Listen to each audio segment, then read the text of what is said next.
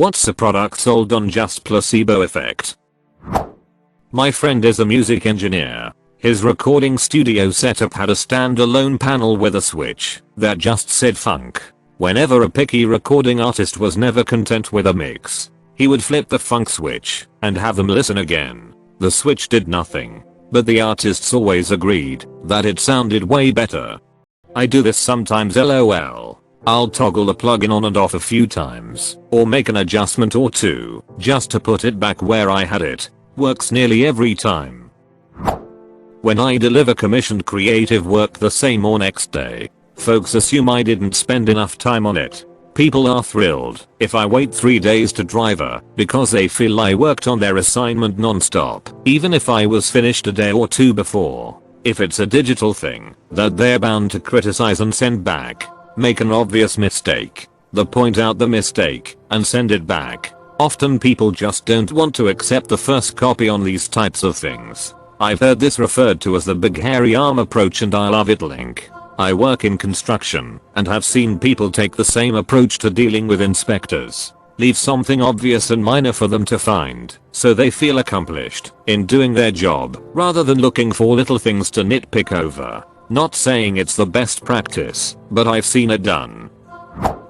Those rubber athletic bracelets with the copper in them. Right when COVID started, there was a bunch of copper rods, Copper Zap being one that was sold that can stop COVID in its tracks. My mom sent me a link to a copper lugnet she wanted to buy that she was going to, I guess, stick up her nose. I explained that copper can kill many things, but only on contact. So for 100% effectiveness, she'd have to line the mucous membrane of her nose and sinuses with a thin sheet of pure copper to get any of the benefits that the Copper Zap was promising in reality. She ended up not getting the lugnet.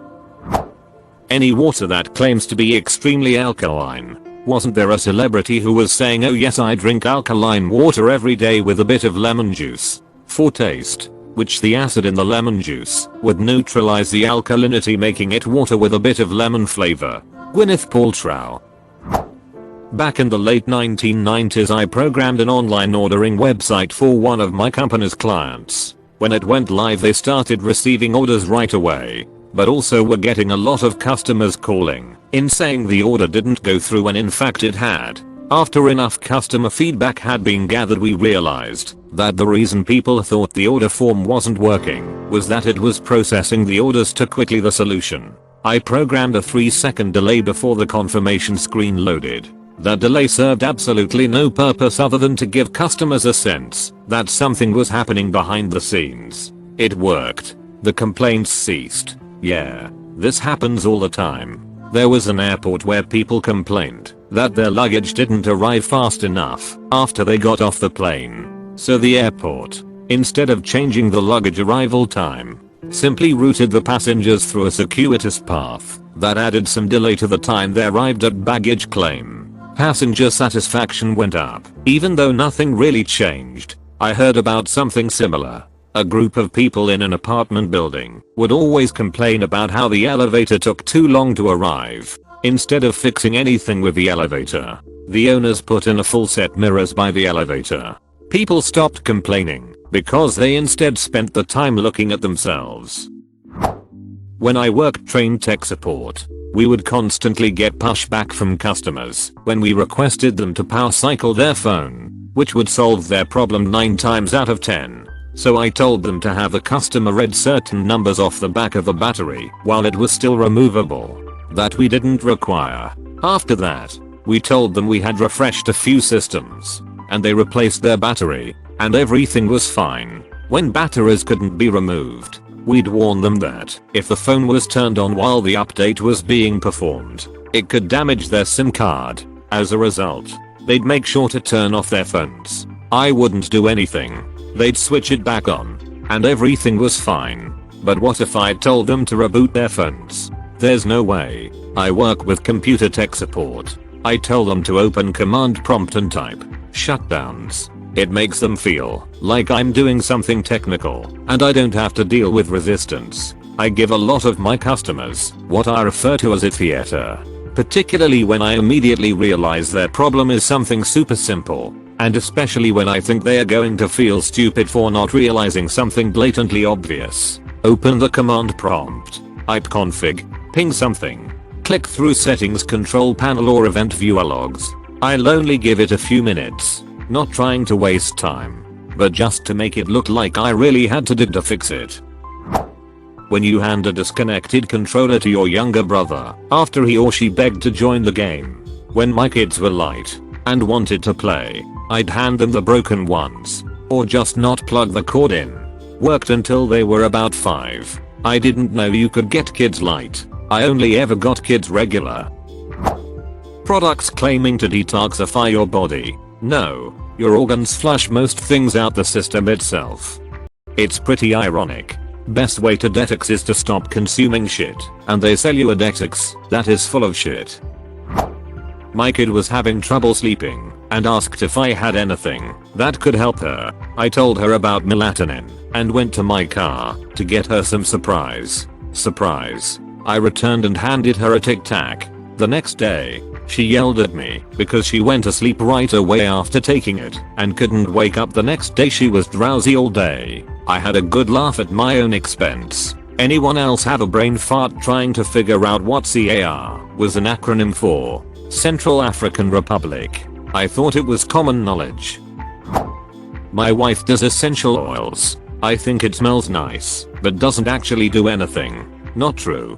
Concentrated essential oils can cause chemical burns, allergic reactions, and straight up poisonings in humans.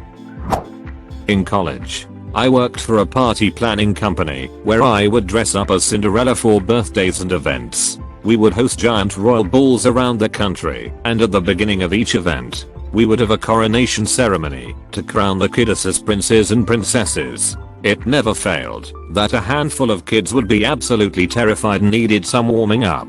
To trick the kids into relaxing a bit, I would always convince the kiddos to try a magical trick that my fairy godmother taught me and told them that every time I did it, it made me feel more brave. I would tell them I was going to spin them around 3 times and that they would feel better and more brave after. It was so silly and simple, but it worked every single time. Plus, made for super cute pictures too. Edit wording.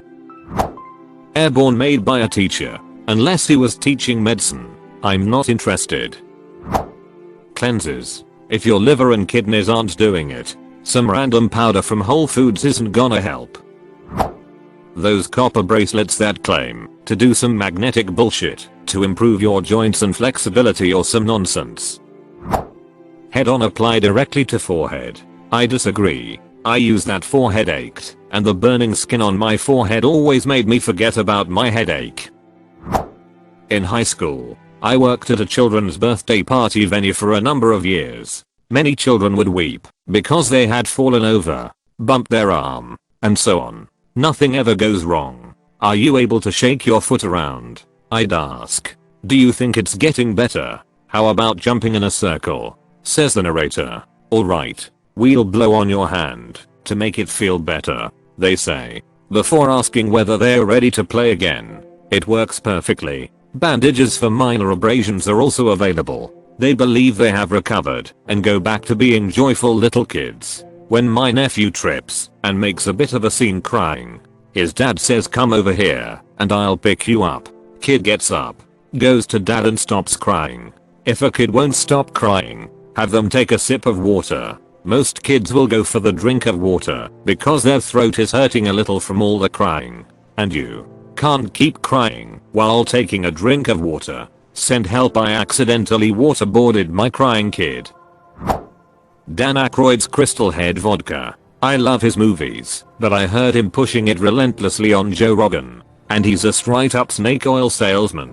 He was going on about how pure it was and how everybody loves it because it's got no toxins. His USP was that this was basically a magic wellness product that was amazingly good for you. Well, firstly, that's bullshit because it's still ducking vodka. Alcohol is literally just a toxin. It's always gonna be bad for you. Next, he claimed it was filtered through diamonds which end up yellow after the process, showing how many toxins the diamonds had extracted. I looked into it. Turns out it's poured over bits of quartz, which is very different to filtered through diamonds. And shit like that is often full of heavy metals, arsenic, etc. You're basically just mixing an industrial mining slurry with cheap vodka.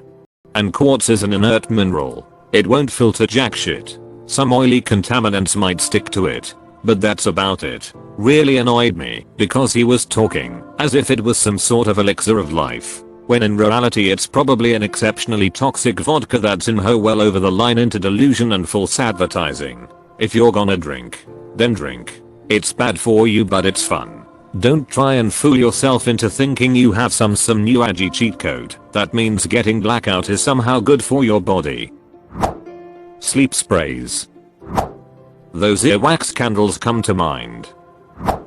Cellulite creams, brushes, potions. There is nothing that can be done to eradicate cellulite in women because it's how our collagen is structured to keep fat in place. Men have a crisscross structure, whereas in women it's vertical with more gaps. Yes, you can build muscle and lose fat to shrink the fat cell sizes, so it's less noticeable, sometimes almost invisible. But no amount of creams or brushes or any BS will change how your fat is distributed. There was a study done in the 60s or 70s to look at why female equestrian riders didn't have cellulite. Apparently it was a well-known phenomenon. They found that during the winter, the riders were sitting on cold saddles. The exposure to the cold and frequent rides was enough to kill some of the fat cells in the cellulite area, thus causing them to lose their cellulite. This study, along with an interesting popsicle study, was the scientific basis for the fat freezing device called cool sculpting. Too long didn't read the only way to get rid of cellulite is to get rid of fat. Your attitude toward poor luck. Bad events are remembered more vividly by the human brain than happy ones. As an example, you can claim that your toll luck is usually bad, whereas in actuality you only get caught in traffic 20% 50% of the time. Colloidal silver is sold primarily as a placebo cure for everything, despite not being considered safe or effective against anything. Penis enlargement pills. That's not what hot, sexy singles in my area tell me. Crystals. People really believe a pretty rock can change their entire lives nowadays. I worked very briefly for a crystal shop. The owner was explaining that his magnets on a string could cure disease. Because magnetism is in everything, and it's what keeps the earth orbiting the sun. I'll repeat. I worked very briefly there. Any paracetamol products that are solely aimed for period pains and are advertised as being a cure for them. It's just normal paracetamol in pink packaging. D. Phenylephrine as a decongestant. It was introduced to the market after pseudoephedrine became harder to buy due to it being used to make methamphetamine. But phenylephrine just doesn't work at normal dosage levels. This rock guarantee good night's sleep. Source unknown. 27,001 BCE. I worked for a help desk and the CEO complained their new laptop was too slow to boot and log in. True, but all the computers were the same. We had tons of stuff like network shares and other systems to connect to, so they could do their job. All I did was turn on verbose messaging during login. So instead of a screen that says please wait or whatever, it would quickly flash messages of whatever process it was working on the screen. Apparently it did the trick. When asked, he'd say it was way faster now than before. I timed it. It was actually 10-20 seconds slower, but having some feedback appear on screen to stare at made it feel faster. I rolled out the verbose messaging to everyone after that. People were quite happy with their new speedy login. Earned me free coffee for weeks from people. Homeopathy. My husband works at Starbucks and tells about a time someone brought their drink back saying it didn't taste right and they asked if it could be remade. Husband said no problem, to just leave the wrong one on the counter. Customer went to the restroom and came out, grabbed the original drink, took a sip, and said much better. Thank you. My daughter wouldn't clean her room. So I bought black sesame seeds and put some around the edge of her walls and told her it was rat droppings. Her room stays immaculate now.